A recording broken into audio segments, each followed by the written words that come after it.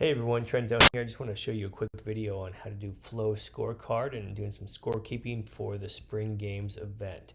So if you look on the UR or the favorites bar up here, you're going to have the scoreboard shortcut. You can go ahead and click on that, and you should have the username or the email and the password already set in here. But if not, Flow Scorecard user and then Flow Sports 1, capital F, capital S. Okay. It's all in the sheet there. All right, this will take you to our main page for just the scoring for the event.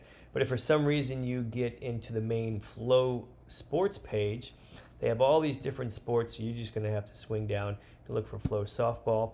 And of course, there's a lot of different softball events, but we are the 2024 Spring Games main event right here. And then so in this main event, we have a list of all the fields. And you'll go ahead and choose the field that you're doing scoring for. There should be almost close to 40 of them, so just make sure you pick the correct location and the correct field that you'll be scoring for. All right, it'll look something similar to this here. So it'll be Hollow Field 1, 2, 3, 4, 5, and 6. All right, so let's go into the main event, and once you click the field that you're going to be scoring for, you're going to have to put in the team's information. So look on the schedule. The first one is the away team. Okay, when you fill in the away team, you only have so many characters here, so you're going to have to find a way to make the college name fit.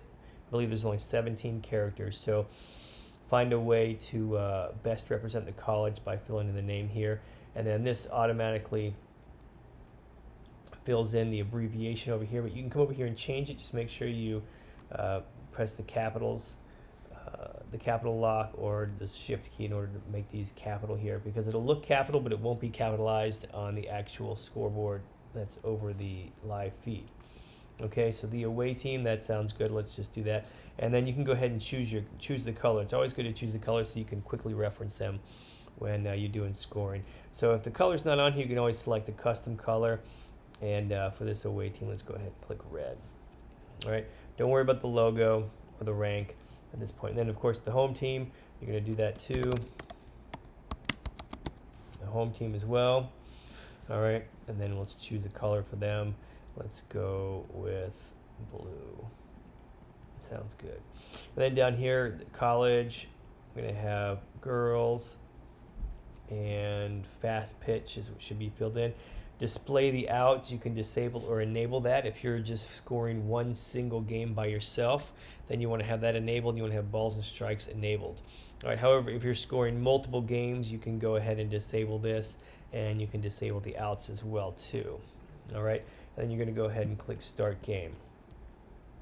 And as you can see here, the away team always starts first. They're the ones that should be up to bat first. Just make sure you double check this with what's happening on the field, and the away team is actually up to bat first, and the home team right there. So what you do when you score the game, if you get any outs, you can click your outs here. All right, and then when somebody scores a run, you click a run here, and it shows up right there. We're not worrying about the hits or the errors right now for this event. All right, and if you're actually watching the game and you're just scoring one single game, all right, and you have balls and strikes, you can go ahead in here and add the balls and strikes. Then if there's players on bases, you can go ahead and click the base area to showcase the player on base as well. There's a whole bunch of stuff for at-bat results, but we're not worried about that stuff right now. That's getting into a lot of different statistics. We're not so worried about that. Okay, so once the away team, let's say they get a run in, but then they get 3 outs. Okay, 3 outs ends the inning, and it goes to the next team, or it allows the next team that's up bat. So we end in the half inning and click confirm. You don't need to, this is here, you can change some stuff. If you made a mistake, you could update a few things if you need to, but otherwise it should be all good, and you can click confirm. And as you can see, the orange arrow is now on the home team. So each inning, there's 7 innings in softball, and each team gets a chance up at bat in the inning. So the away team is always going first, the home team is second. Okay, and so let's say the home team gets a couple of runs, and then we move to the next inning. They get 3 outs. You have to click 3 outs in order to move to the next inning, and half inning, and confirm. This stuff looks good, and then boom, now we're in the top of the second inning right here. Okay, just make sure this matches up with the scoreboard that you see on location, and you'll just follow along. If you have to catch up and maybe they're in the third inning, whoops, keep going, cycling through here. 1, 2, 3, confirm, go here, oh, down the top of the third. Okay, once you go to an inning, you can't go back. So you can only go forward in the innings, but you can't go back. So if you happen to go past where you're supposed to be, then you're just going to have to wait until the game actually catches up to where you're at. All right, and at the very end of the game, you'll be at the 7th inning, but you can just click 3 outs, and then you'll have to click end game in order to end the game, and then confirm, and then this graphic will show on screen. Just make sure you leave this up for 30 seconds or so before you click end game. All right.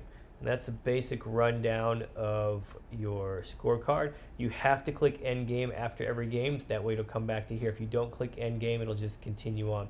It's very important that we do this scoring on scorecard, but this is how Flow Sports logs all of their footage and archives all the footage each game. So anytime you start the game, it basically starts recording for that field. Anytime you click end game, it stops recording. So that way when somebody goes back later on and looks for an archived piece of footage for a game and wants to watch a game, your scorecard will dictate when the game starts, when the game ends, and that clip of footage that they watch. So that's why it's very important to make sure you get these right and start and stop the games on time as necessary.